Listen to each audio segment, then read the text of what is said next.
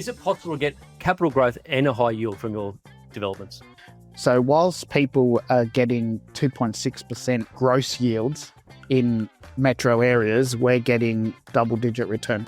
Ian Ugarte is the king of co-living and a champion of positive cash flows. So you can do growth and cash flow, you can help the market out, you can help the community out, and you can help your finances at the same time and hold on to properties that will pay you while they grow in value. Everyone's a winner. Everyone's a winner. Take your ticket. But Ian's journey wasn't always smooth sailing. Incredibly grateful for the worst day of my life, because without it, I wouldn't be here talking to you. Oh, I'm glad you are. Really glad you are. From tough beginnings to smart returns, it's all in this episode of 10 with Ty. Hi, I'm Tyron Hyde, the CEO of Washington Brown, the property depreciation experts. Now, I'm a qualified quantity surveyor and also a best-selling author who's helped hundreds of thousands of property investors over the years pay less tax through depreciation. I'm also an avid investor, which is why I created the podcast series 10 with Ty, where I ask the smartest people I know the same 10 questions to unlock the keys to their success and hopefully leave a playbook for my family and your family too about investing. Now, this podcast is general in nature and not specific to your financial circumstances. We always recommend you sit down with an accountant or financial planner before making any investment decisions. Now, let's get on with the show.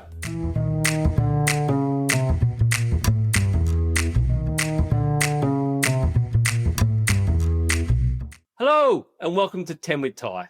Today on 10 with Ty, I'm joined by one of Australia's most passionate voices in the property industry, Ian Ugarte. He's single-handedly trying to solve the housing crisis by providing co-living properties that have the added bonus of being cash flow positive for investors. Now, I'm warning you, this could be a love-in. I've known Ian for a long time and have a lot of respect for it. Welcome to 10 with Ty, Ian. Hi, how you going? Thanks for coming. Now, tell me a bit about your company, Invida, and how it helps property investors and renters as well. Well, it's actually a win-win-win across the board. So Invida is a co-living company. So what we do is we either build brand new or take existing properties, convert them, put little studios inside them legally with full compliance. We furnish them. Everyone has their own bathroom, kitchenette, sitting area. The people that rent the properties, they save themselves 1/3 to 1/2 off their normal weekly rents, which includes utilities as well. So they're better off. The investor themselves goes from, they double and triple their income. But more importantly, what we do is we, as a property management business as well, because we're an end-to-end service, we look after the middle class. So no one in our properties are unemployed. No one's on social welfare. They're all middle class people just trying to save some money to buy their own home. And that means that the government can then have the pressure lifted off the bottom of the market, and the government can look after the bottom of the market and provide housing for social and affordable outcomes. So I think it's a win-win-win across the board. But don't we all need like 5-bedroom, 3-bathroom homes for families? The damn myth of the fact that the Great Australian Home went from if we started in 1881, a standard home in Australia was 35 square metres total space with 5.5 people. In 1960, the standard home in Australia was a 2-bedroom, 1-bathroom home built by a guy called L.J. Hooker, which was 85 square metres. There was 3.8 people in that. And we now build the largest house in the world at 240 square metres average. And those homes have 4 bedrooms, 2 bathrooms, and we've only got 2.38 people in them now. So we don't actually need 5 bedrooms, 3 bathrooms. It's something that the market has engineered to be able to get us to that point. And the unfortunate part with that is that investors think that that's what the market wants, and it's quite the opposite. Backtrack a bit. How did a plumber become so passionate about co-living and fixing the housing crisis? Suicide, probably, is the answer to that. This may be a sore point and a touching point for some people, but I'd become a plumber. I worked in the family business, and I always knew that property was the way that I was going to go. I always knew I was going to invest in property. So thankfully, with the help of my parents, I got into an investment property really early and young in my age of 18, I think was the first property I bought. They helped me with the deposit. I then, extracted the equity after a couple of years, paid them back. It actually got me into my first home. And so I just started buying properties, and I got to a point where I started doing negative cash flow, went to a bad flow through that, worked out that you could do positive cash flow, started becoming a developer, became full-time in property, And most people would have looked at me as a successful person, and I'd always wanted to be successful in property. But when I left work, I sort of started doing what we call a big block developer, where we buy large portions of land, and they were farmland or cane land or whatever it is, and chop it up into small rectangles and then put the largest boxes on those rectangles and sell them off. And I woke up one morning with what I would have 10 years earlier thought was successful, and it was the worst day of my life, because I realized that becoming rich made me the unhappiest I'd ever been, because I wasn't giving to anyone. I had lost time with my family, and it happened. It was a slow progression over 3 or 4 months, and that I woke up one morning didn't really sleep that night. We had moved to Queensland, and I had put myself into a position where I decided that morning that I was going to, regardless of how many zeros were in my bank account, I was going to drive my family home to Queensland. And when I got to Queensland, I was going to let them go to bed, and I was going to end my life that night. Thankfully for me, something happened on the way home. We stopped at a place called Pottsville, and I had a meeting with with my life and business coach and my ex-wife.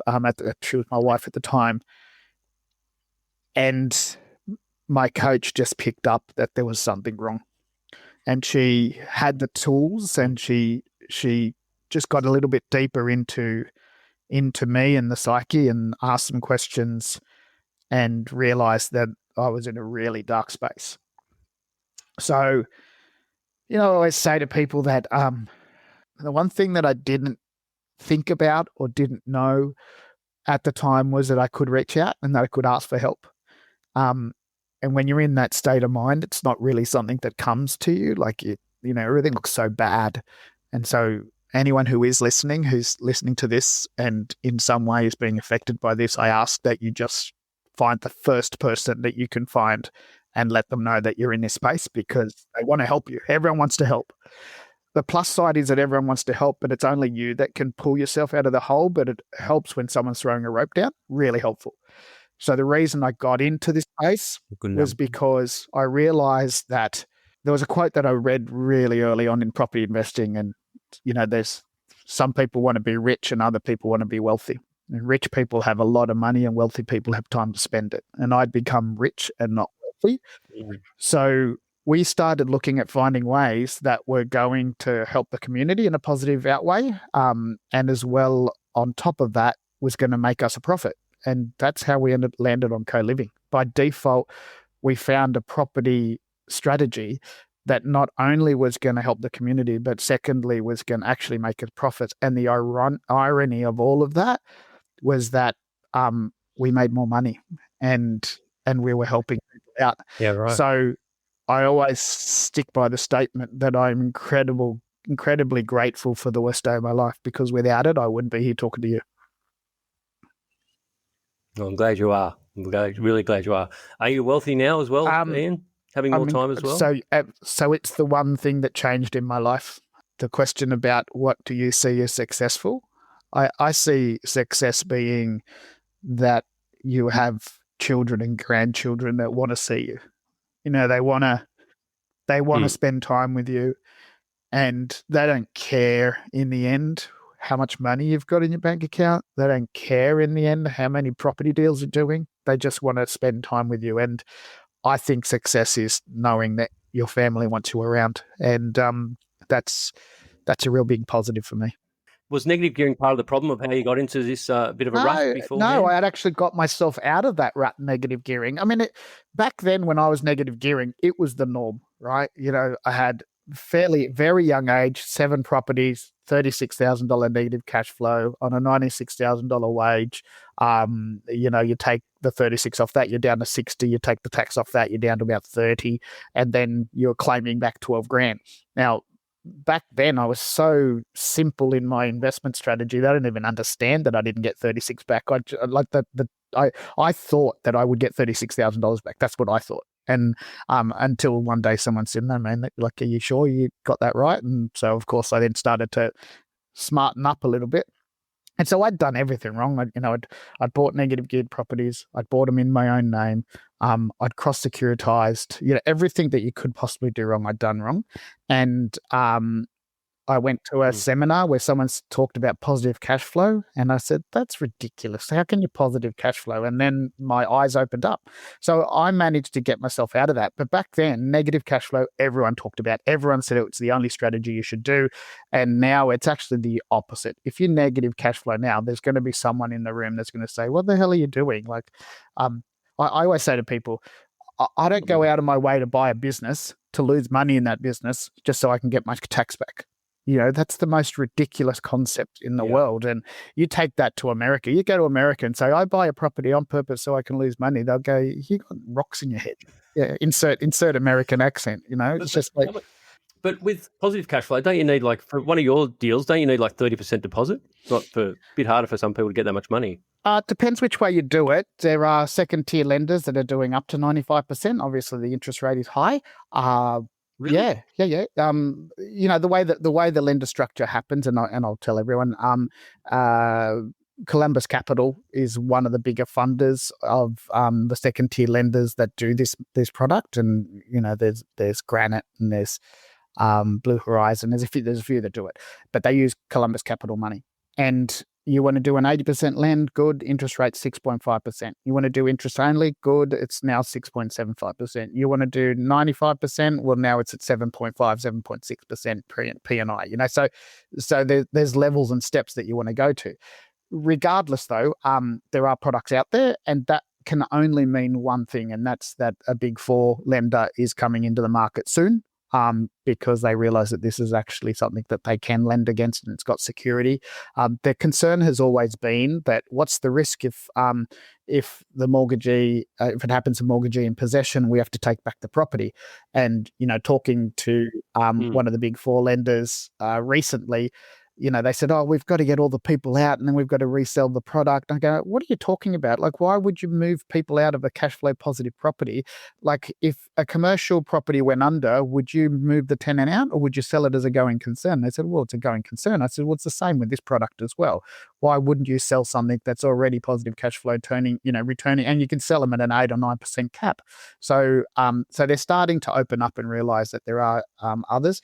You can go for commercial lending, which will be 60 or 70%. But really, there are products out there that'll do as a residential lend.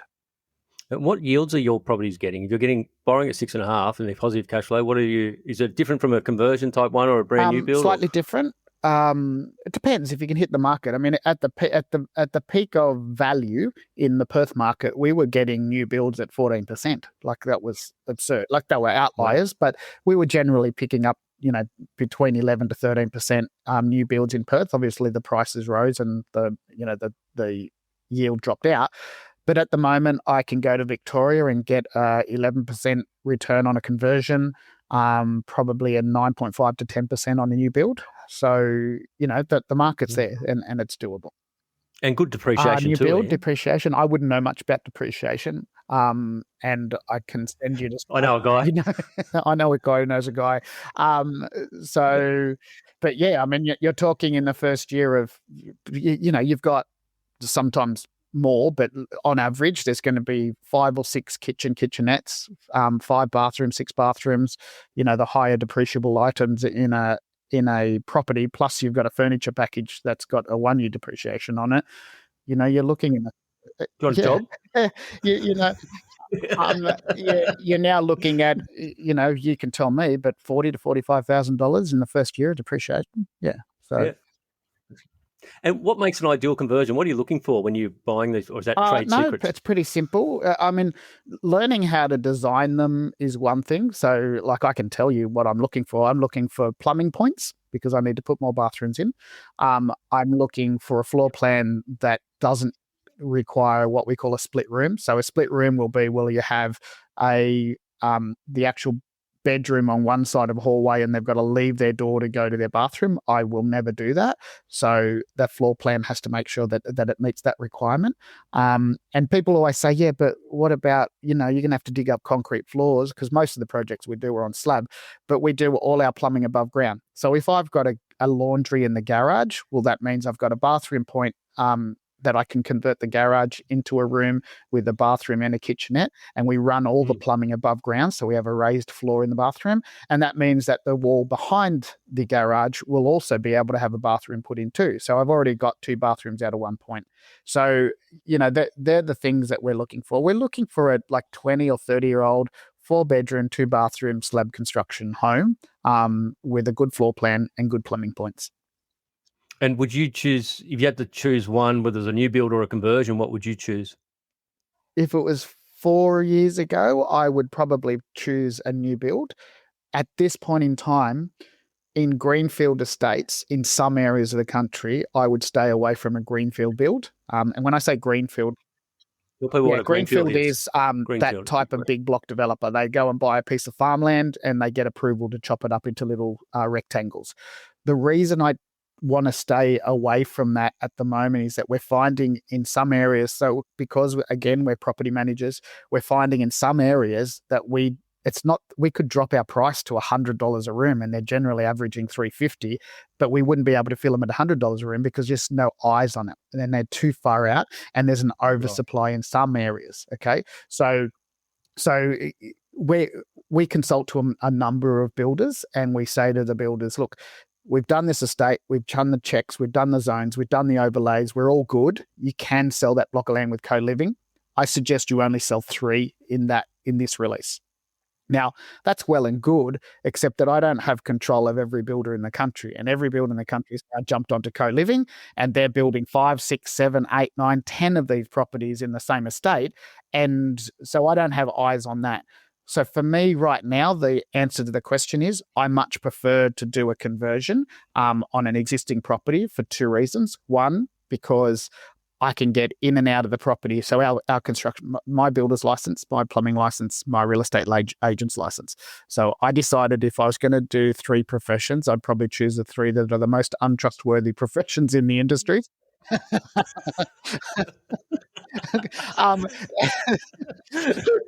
Good job. Why don't you sell cars on the side? I have been thinking about taking up prostitution too. So the reason is because our construction team takes 21 working days on site to do the conversion from a 4-bedroom, 2-bathroom to a 5.5 or a 6.6, and then another 9 days of furnishing. So within 6 weeks, we will have a fully converted product. So it means you're out of and generally have 1 or 2 people moving in the day it gets advertised.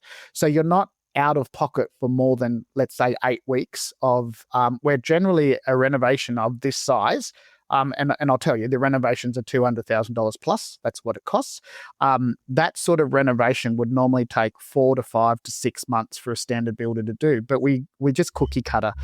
Everything's the same. Everything's in and out. We do it with quality. We do what we need to do to get the rent we have to get. There's no use putting granite bench tops into a property when it's not required, right? So and so we're unemotional about that part of it. We're emotional about making sure that the people that live in it are actually getting better off. So that's the first reason that we get in and out really quick. The second reason is because of the lack of ability to oversupply. So if I buy a house in a street that has 50 houses and I do a conversion in that street, 1, there's not going to be a parking problem. 2, they're not going to convert the 50 houses. There's probably unlikely that there'll be another rooming house in that street. So that means that we'll be able to fill it quite easily. So that's my preference at the moment. Long answer, sorry. And whereabouts are you doing? Melbourne? So we currently do 3 states. We do Queensland, Victoria, and WA. We're adding Tasmania and New Zealand as we speak. Oh, really? Why not Sydney? New South Wales, I wrote the New South Wales co-living policy, and the one thing that I wanted in the policy was the thing that they removed. So in New South Wales, if I want to build a house or a granny flat, I can go to a private certifier and do what we call a CDC approval, which means a private certifier ticks off on that and then hands all the documentation to the council. In For the co-living product, they said there's no way we're giving it to a private certifier for approval. You have to go to council. And when I've got to deal with council, I don't deal, because if it's my own personal deal, I'll take the risk. But when I'm dealing on behalf of a client and I don't know what the outcome's going to be, I won't deal with it. So unfortunately, in New South Wales, we won't do co-living. But in the other states, I can go to a private certifier and get approval within 2 to 10 days. Awesome. All right, final question before we get into my world famous 10 with Ty questions. Is it possible to get capital growth and a high yield from your developments? Yeah, I busted that myth in 2009. So you can do growth and cash flow in the same deal now because of co-living. And now people say, yeah, but what about the capital growth? The capital growth is exactly the same for a suburb. Capital growth doesn't happen on an individual product. It happens on the suburb. So whilst people are getting 2.6% gross yields in metro areas, we're getting double-digit returns. So you can do growth and cash flow. You can help the market out. You can help the community out, and you can help your finances at the same time and hold on to properties that will pay you while they grow in value. Everyone's a winner. Everyone's a winner. Take your ticket. Do you own an investment property? Washington Brown has helped over 250,000 property investors pay less tax with a depreciation schedule. Visit washingtonbrown.com.au to pay less tax today. This is my start of 10 with Ty. Question number 1. What has been your best investment, Ian? It's about to happen. After years of working in advocacy and spending millions of dollars, a local council that I'd worked with for co-living in an advocacy role and consulting role came to me and said, we've got a block of land. Do you want the 3 blocks of land? Do you want to do something? And I said, yep. I put a proposal in front of them. They're selling me the 3 blocks of land at 30% below market value. I don't have to pay for them. They'll put them in my name. I don't have to pay for them until the occupation certificate comes through. I then designed 35 units, 6 commercial shops and a car park. I went to the social and affordable housing of government and said, do you want to buy some units? They said, yep, we'll buy all 35 units off you at contract price. We'll put the money in a bank account where the builder can draw down on that money. And then at the end of the deal, you just hand over an occupation certificate. So the deal's going to cost me about $400,000 in DA works. And I don't have to put any funding or any money into it until the end of the deal. Do you need a money partner? There's no money I don't need a money part. I don't need a money partner because there's no money. I thought you were going, that sounds like a cracking deal. How did that come about? I mean, that's just so that's the difference. That's the difference between pre-suicide to post-suicide. It's the way that you approach life. And if you're helping people out, they talk about karma, and I just think that that's karma. It's coming back. Fantastic. I actually thought you were going to say, well, congratulations on that deal. It sounds like a cracker. I thought you were going to say your airplane ticket to New Zealand when you got locked in and ended up with Holly, your wife. So that's your best investment. Yeah, it's a long story, that one, but effectively I went over for one meal, one date, and I had the chance to come back to Australia because they were locking down, and I decided I'd take the chance, and I stayed in New Zealand and got caught in New Zealand for 4 months, and it ended up working out. And she's downstairs, the CEO of our property management business, and we're married and we're happy. Fantastic. All right. Question number 2. What's been your worst investment? There's been quite a few of them, and anyone who tells you they haven't had a bad investment is lying. The way that I can explain my bad investments is I didn't follow my gut. And I had bought, like as an example, I'd bought heaps of properties in this one town. I went in there and had a contract on a property that was not unconditional yet. I just felt it was wrong. I could just feel it, and my head took over and the numbers took over, and it was the worst one of the worst investments. And yeah, every time I haven't trusted my gut, it's gone south. All right, question number 3. What's been the most valuable investment advice you've ever received? By a previous guest of yours who was told by his mentor that you can't get hurt by a deal you don't buy. Who was that? Was that Steve McKnight? Yep. He's my bestie, Steve, and we sort of co-mentor each other. And there's times where Steve wears a black hat, and it's good to have someone like that that's always showing you the downside. because it's always helpful to have someone looking at the downside when you're an optimist. All my life I've been, for a long part of it, I always thought I had to be fully invested. And as I've got on older with life, I've always had a fair amount of percentage of cash on the side just in case. But when I was younger, I always felt like I had to be fully invested, which didn't help me at all. It actually had the complete opposite effect. Sure. And part of that's greed. Question number 4, what's your ideal portfolio mix? Obviously, some co-living's got to be in there, lots of it. So for me, that high yield and growth strategy. So buy metro area, good growth, and then make sure it's positive cash flow. And then, a good mix of commercial, industrial type setup is always the way to go from my point of view. I am a fan of owning a principal place of residence that has income producing on it. So we've got 40 acres up on the Sunshine Coast. We own a peninsula on the main river, and it will have horse adjustments. It'll have 8 tourist cabins on it. It'll have a whole bunch of income earning capability, and at the same time as an asset growth. There's a life goal for me. I want to be able to say once in my life, I own a peninsula. It's only 3.5 kilometres of water frontage. That's all. That's a new life goal for me. Thank you very much. Anyway, question number 5. You've got children. You've got 8 now, haven't you? I don't know if any of them are 20 years old, but if one of them came up to you as a 20-year-old and said, Dad, how do I invest $20,000? What would you Interestingly, because my 20-year-old works in our business, I would say to her, stop working in my business. Go and find someone like me and a developer who has good integrity and good values. And I've got a few friends that would be like that. And I'd say, pay them $20,000 for you to be their PAEA for the next however long. So work through the $20,000 for 6 months until, become efficient for them, and then stick by them for the next 3 to 5 years, and be involved in the handover of information if they're willing to do that. And then come back and work for you? No, go off and grow your wings, do your own thing. You don't need to be...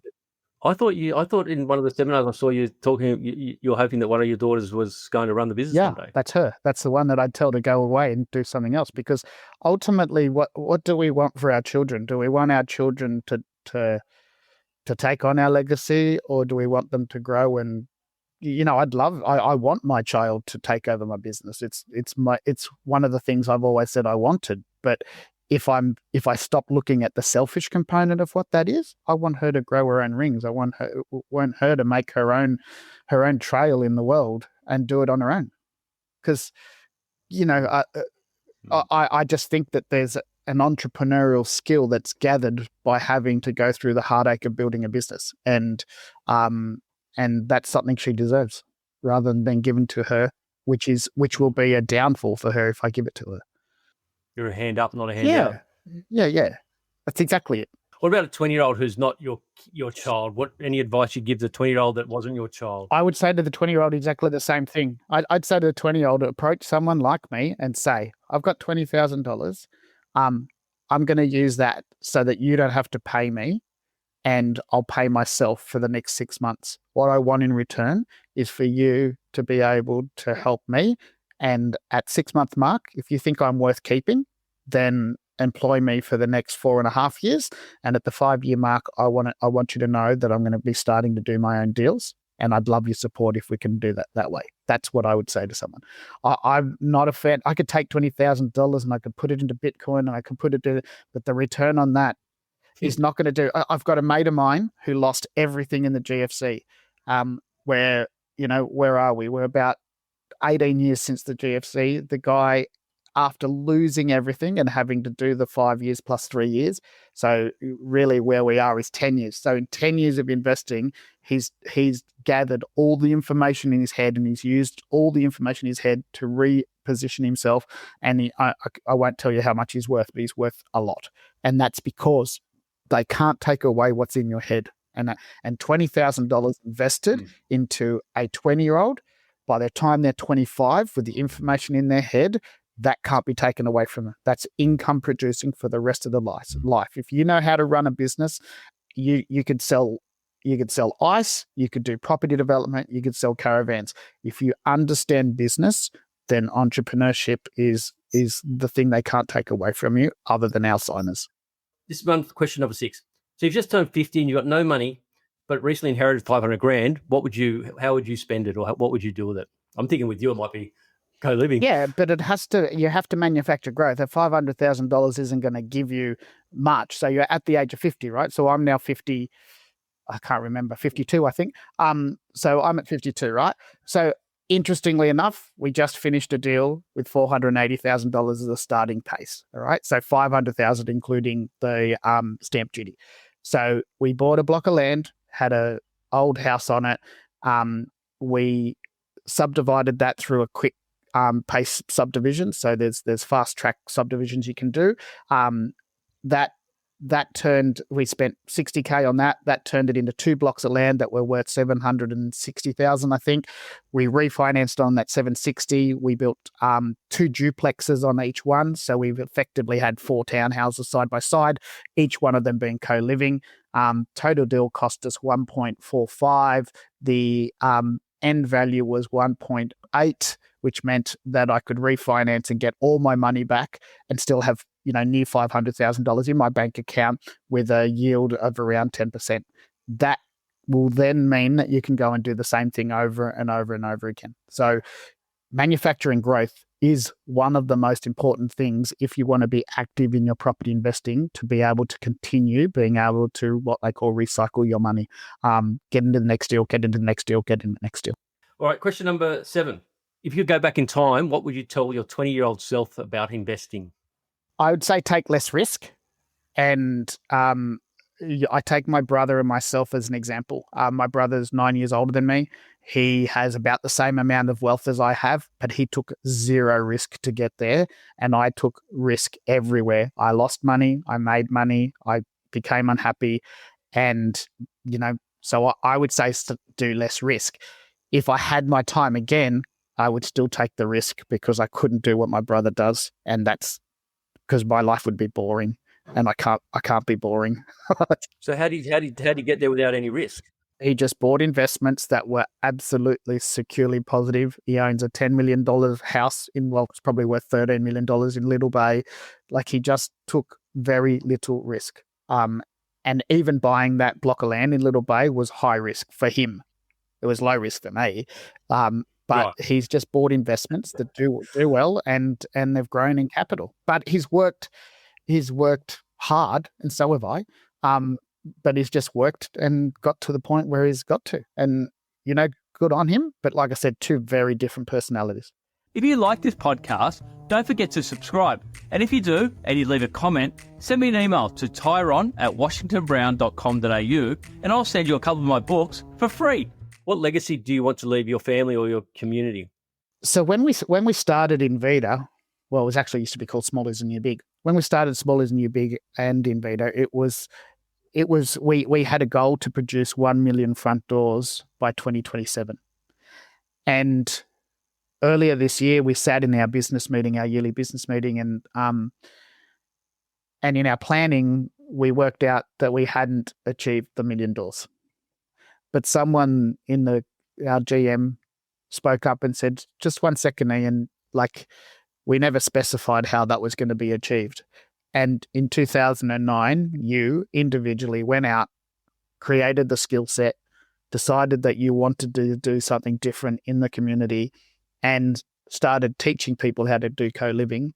And whilst you created competitors in the marketplace, it's now the new buzz strategy going around in the country. And if you tallied all the doors that people have now been putting up with all the businesses, whether they be sharks or not in the industry, you've created the 1 million front doors solely because of your advocacy work and your education work and the fact that you brought this to market. So my legacy in a way has already been fulfilled, that I know that I've changed this marketplace. And now the next step is we've got something big coming. There's something happening in our industry that we're next to move on, and that's through advice from Steve. that when the marketplace becomes flooded with competitors like ours is now, you can hold your integrity and values, but they go out the window because everyone just wants returns. So you need to reinvent and do something new. I know, because I get them in my feed all the time, my Facebook feed, and it's like, you can get 20% yields. Is it all just a load of crap? Oh, 21% yield. I know the ad you're talking about. 21% returns. Come on. Like I reversed engineered that deal, and you would have to buy a block of land for $175,000, build a 9-bedroom co-living property, rent it for $350 a room in an area where you wouldn't be able to get $225 a room. It's just absurd. Like, it's just so ridiculous, And the problem is, it's the people that sold the NDIS and the SDA products that have hurt investors are now moving into co-living. And it's, you can take a bucket of fresh water and pour it into a septic tank, and that fresh water is not going to stay clean. And that's how I feel about the market. And I'm really downgrading co-living. So I suggest that if you're going to do co-living, just at least, I don't need your business, but come and talk to me first. So at least I can tell you what to watch out for. That's the most important thing. Is there any institute in this industry, your industry? I was halfway through. I was in the throes of creating the association so that we would have members that would only sell stuff that was compliant and legal. And in the end, I'm going to be. It's sort of like trying to control a lion with a piece of cotton thread. I just can't do it. It's too hard. So what should people look out for? They should look out for making sure that no salesperson is telling you that this is a 3-bedroom model, and if you put 3 people in here, you don't have to legally be compliant as a 1B dwelling. A 1B dwelling is the type of building classification that you're required to have co-living. And as soon as someone starts giving you returns that seem unrealistic, you need to be asking questions. So, is it 1B compliant? If it's less than 3 bedrooms, I still need it to be 1B. If it's being sold in a greenfield estate, do you know how many other properties are being built by other builders in the same estate? And if the answer is, oh no, the developer's only selling land to us to do co-living, you need to run a million miles. If you're getting returns above 12% gross, you need to start questioning whether that's true or not. And like, I'm happy for you to put my phone number on this podcast, my personal phone number, because I will take phone calls from people to protect them from going into a deal that's going to hurt them, because I don't want people being hurt investments. They should be putting them in a better place, not in a worse spot. I love your passion always, Ian. And we will be giving links down there to you. And I think the quickest warning sign is, above 12%, right? Like, really, where do you get that in property? I think that's got to be the clearly obvious warning sign. Number 9, what does success look like to you, Ian? Well, I think we talked about success. I think having a family, the most important thing about success is that you want a family that wants to be around you. You've got time, you're wealthy, so you're not rich. You don't have a lot of money, but rich being you have a lot of money, but you want to be wealthy. You have a lot of money, time to spend it. And I often go back to a nurse who worked in palliative care for 40 years. She wrote a book. And she wrote down she would always ask people that were willing to talk to her, what are the things that you regret on your deathbed? And it was never, I wish I would have spent more time building a business, or I should have done that business. It was always, I wish I would have spent more time with my family. I wish I would have done more holidays. I wish I would have spent time with friends.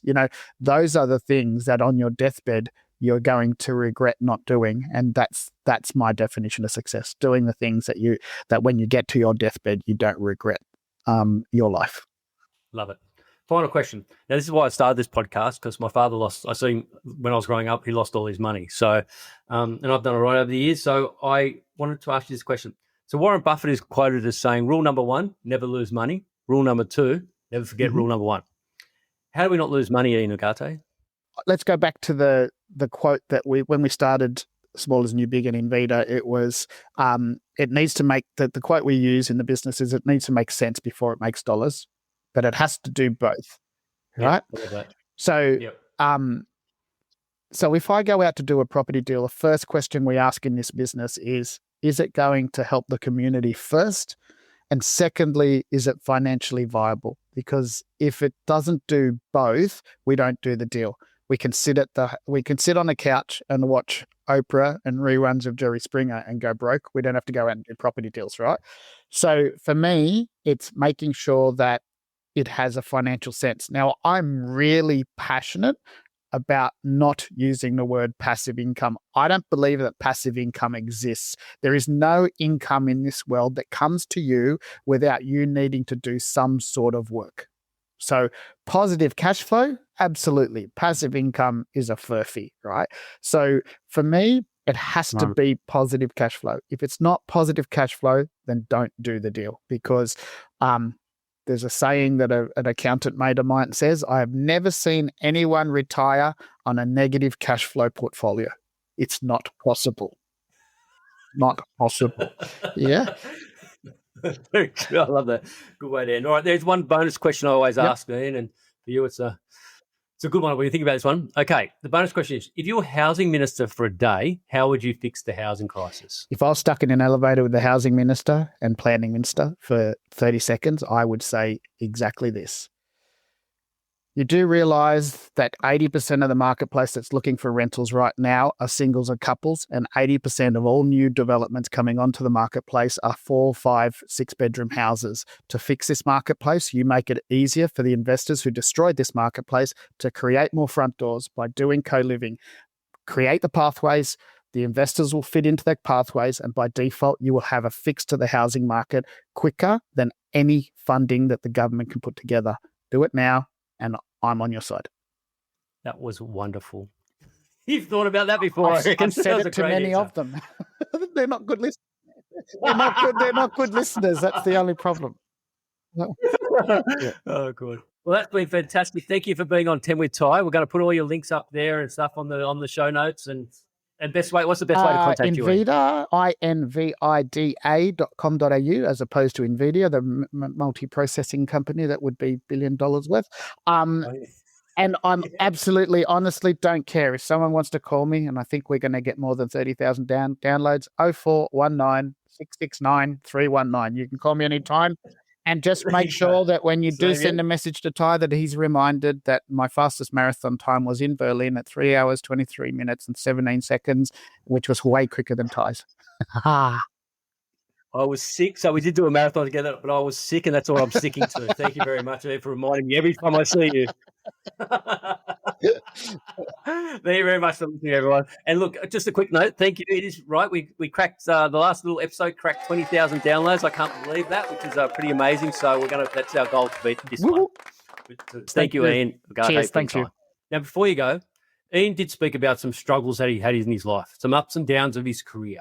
And if this has raised any concerns for anyone, please contact Lifeline on 131114.